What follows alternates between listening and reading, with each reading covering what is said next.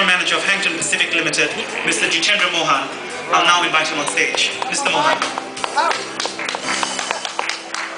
Established in 1999, Hankton Pacific prides itself in striving for excellence. With 11 fishing vessels and a fish processing plant, we process over 2 million tons of fish annually. It is this commitment to safety, quality, and excellence that has made us the proud sponsor of the Hankton Pacific Fisheries Exporter of the Year Award. This award recognizes excellence in exporting fishing products. We congratulate all participants and winners of this year's Exporter of the Year Awards.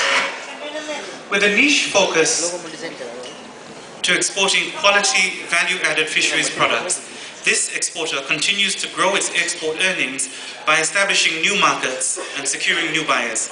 Ladies and gentlemen, the 2011 Hankton Pacific Company Limited Fisheries Exporter of the Year Award is...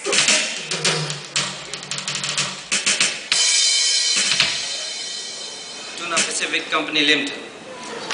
Pacific Tuna Company Limited, ladies and gentlemen, the winner of the 2011 Hankton Pacific Company Limited Fisheries Exporter of the Year.